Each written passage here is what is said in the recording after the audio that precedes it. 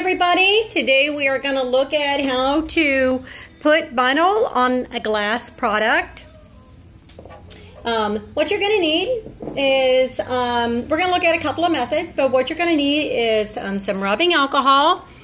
For the wet method we're going to look at second. You're going to need a spray bottle with about a half a cup of water and a drop of dish soap or maybe some baby shampoo, baby wash, and then your burnishing tool. I use contact paper. You can use transfer tape. This one is the Duck brand. It's just a clear contact paper, and I cut off what I need, and then I stick it and unstick it to myself a couple times just to make it a little less sticky.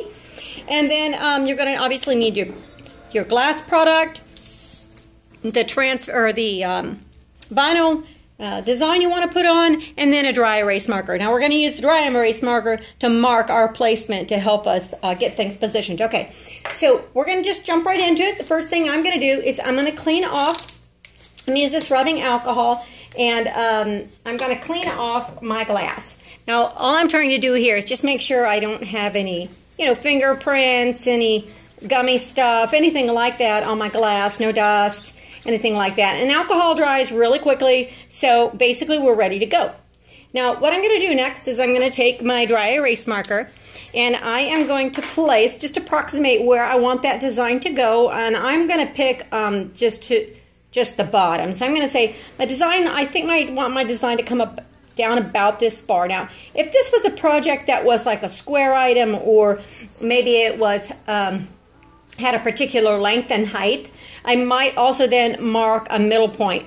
But I don't need to do this on the glass because the glass is forever turning around, and if I don't get it centered, that's fine. We just move the glass, right? There's no real center.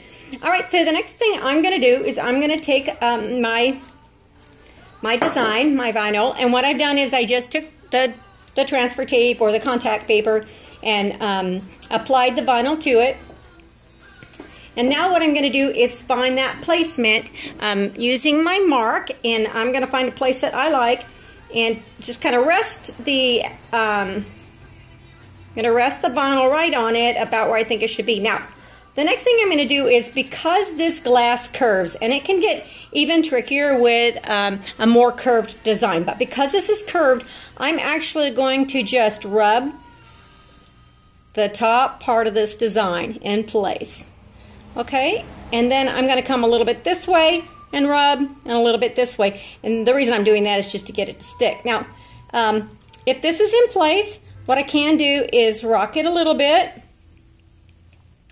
and let this part relax into place. And I'm doing this, and then I'm going to pull this one back and allow it to rock and rest into place. The reason I'm doing that is because, as the glass curves, we have opportunity for bubbles and creases and that sort of thing. Very unsightly. We don't want to do that. The next thing I'm going to do is just come over here and do the same thing to this side.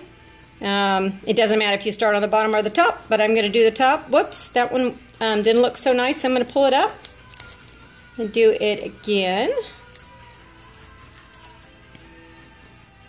It can be forgiving if you're not pressing down too hard. And then I'm going to lift this up and let it fall too. All right, now I'm going to apply some pressure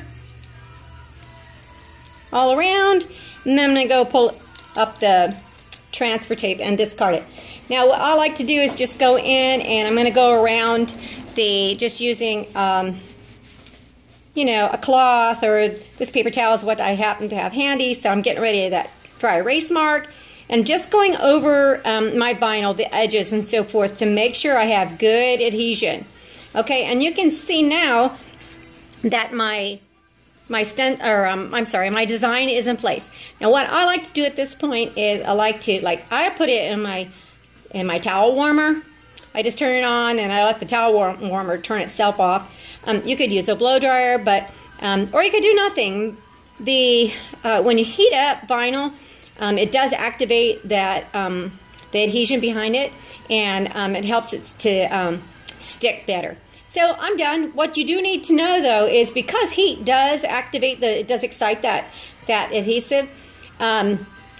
what you do need to tell your customers is if they're going to throw it in the dishwasher, it's going to re-excite it and it might peel off. So this is not a dishwasher, although this is 651, which is the stickiest thing you can get. It is not dishwasher safe. They definitely would need to wash it by hand, unless you want to seal it with an epoxy, and then they can do that. All right, so now we'll set that aside and we will look at the next application. So the next application, we're going to go for the wet method, and I'm just going to do the same thing, go back over, and we always want to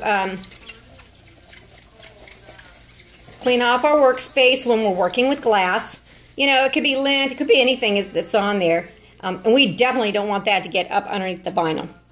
All right, so I'm going to set that aside while I work on this, and I'm going to bring my design over, and whoops, let me go ahead and mark this. Again, I'm just going to an approximate location where I want this to be. All right, and then I'm going to spray this glass just briefly, just spritz it. And then I'm also going to spray my vinyl, including the transfer tape. Now, why am I doing this? What I'm doing is I'm trying to create a situation where this vinyl has some mobility, because like with larger designs, once we get them on there, they tend to want to stick, which is great because that's why we buy 651 vinyl, but then they stick, you know, so sometimes we're going to get some stuff in places we don't want it to be, but you see now it has the ability to move very easily.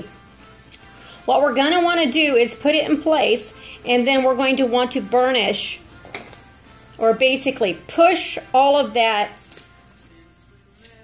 liquid out. Now, on the glass like this, I do not prefer this method. I don't like it at all because it's just too easy to do. You know, the first way that I showed you, but on a large piece of glass, this is what you would need to do. And you continue to just squeegee or push that water out from underneath your vinyl. And so you're going to just pull, pull, pull until all of the water moves out from underneath your vinyl. And then what you're going to do is you're going to leave it for a couple of hours, preferably overnight, and then you're going to remove your transfer tape, and your vinyl is going to be in great shape. Again, I don't prefer this on anything other than larger projects. The method I just showed you, in my opinion, works the best for smaller projects. And you can see no air bubbles. I've got a nice, good adhesive everywhere. What we want to just make sure to do is find one good place, relax it into place, and press it down very lightly. Then allow the others, the rest of the design to move in place on one side, and then the other if you have a large piece. I hope this has been helpful. If you have any questions, just put them in the comment section, and I'll do my best to answer.